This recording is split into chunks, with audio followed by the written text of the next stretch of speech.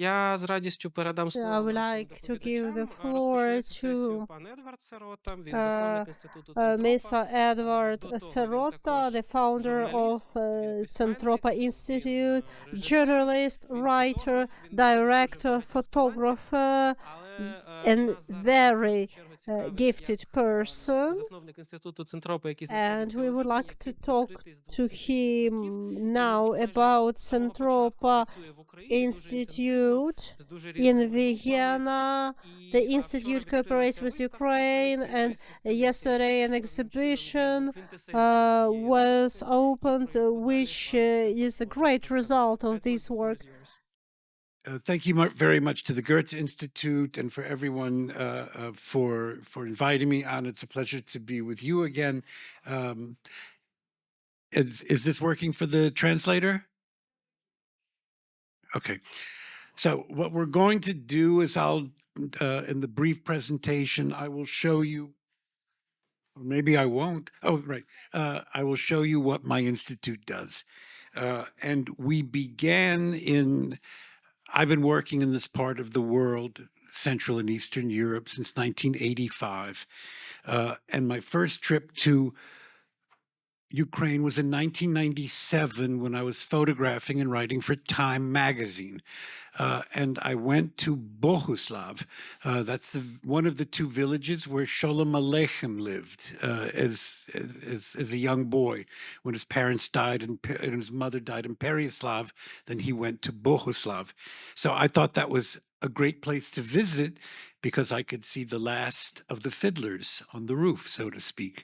This is Boris Greenberg of the community, and I would visit with him and women like Chaya Rizchaya.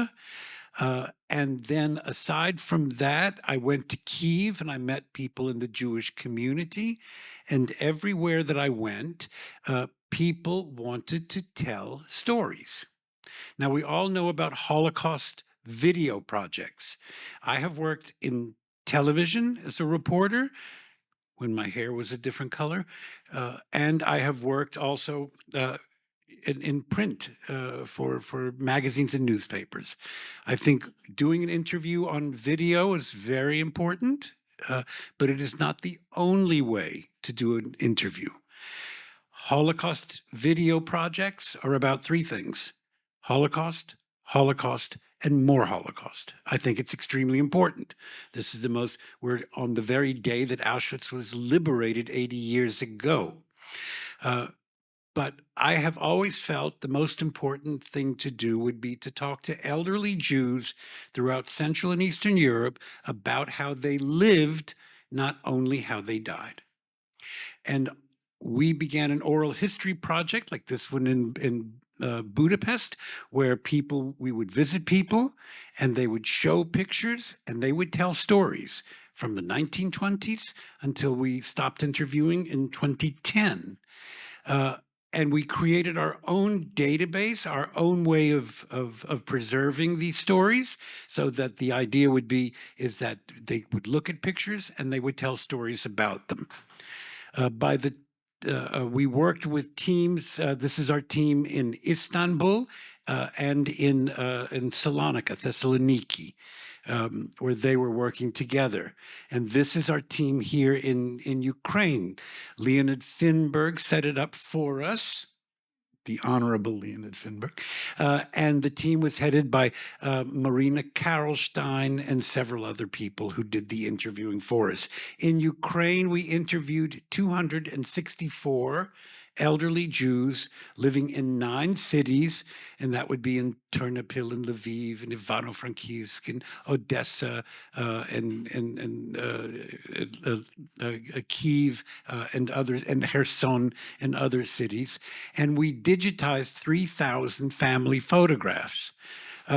We made our material available. Not all of it is available in Ukraine, but some of it is. So the idea is a major part for us is working with schools. And therefore, we want students and everyone else to go on our website, find the stories, read them, and create their own and create their own stories. We also take those stories and turn them into films, multimedia films. We've made 30 films so far. They have been in 19 film festivals and around the world. And we create graphic novels based on these stories. We also, if any of you saw the exhibition that we opened yesterday, and if you didn't, I hope that you will see it. It's at Babin Yar Reserve. We made the exhibition originally in 2016.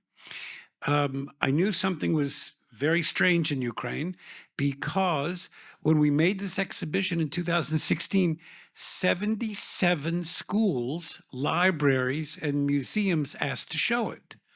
That's more than every other country in Europe.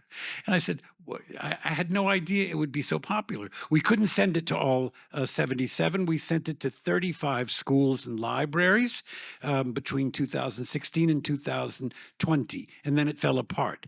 I also didn't like the way it looked. Actually, I designed it. Now, I didn't like my own design. So therefore, we changed the design completely. If you go to Babin Yar, you'll see a better design. And I'm sure I will dislike that one soon, too. And the idea being the most important thing is in preserving Jewish memory is what you can do with high school students and teachers. You have to, let's say if I use an analogy, let's put the cookies on a low enough shelf so that everybody can reach in and get some, which is why we have so many schools in Ukraine. Whenever we do a seminar, we have hundreds of teachers who want to come. We'll have a seminar this weekend. We had 90 applications. We can take 30 teachers because we always care about the shelter and the hotels and things like that. And what we do is use the database that we created. That picture on the bottom left, by the way, that's for those of you who remember, that's Yaakov Honigman from Lviv. He was born somewhere else, but he has a great story. He's always telling about how women were chasing him in the 1930s, which is extremely important for a high school student to read about. And then we work with some good historians. When we don't have good historians, I use Anatoly Podolsky. So sometimes I have to use him, but when the good ones aren't there. But the most important thing, and I learned this when we made our exhibitions, don't take your students through an exhibition. Find your best students. Let them talk to historians. They will make the notes. Let them become the guides. Now, are they going to be experts? Of course not. Do they really know enough? Of course they don't. But if you want high school students to really take in what you're trying to sell them, get the students to be the guides. That's what we do. This is at the Ort School here that we did this exhibition. And those pictures, fortunately for us, but very unfortunately for him, were taken by my friend Maxim Levin. And then the idea is, the magic word for teenagers, competition. If you put it, for those of you who have teenagers at home, you know, if you tell a student he's in a competition, he will even learn something if he can win or she can win. So we therefore give out prizes. They do walking tour. And by the way, tell your kids to make a walking tour. Let them make their own app. In Belgrade, we have an entire program of kids making their own walking tours, and they're in competition with each other. And that's the entire presentation that I'll make. Thank you for your attention.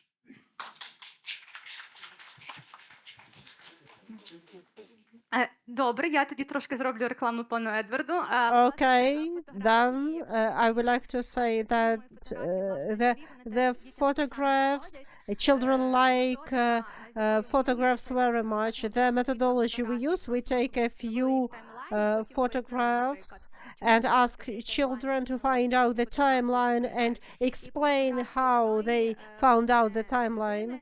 And by photograph of one person, children have this visual link towards the picture and the history of this exact person. This is a great source.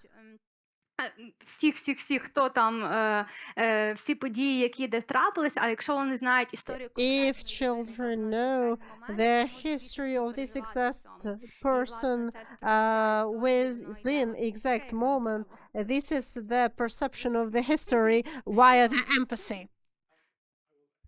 Something. Podcasts do work. It depends on how you make a podcast. It depends on what's in it. We have a series. We have 12 seasons of podcasts, but these are basically audio radio plays, and they are not popular with teenagers.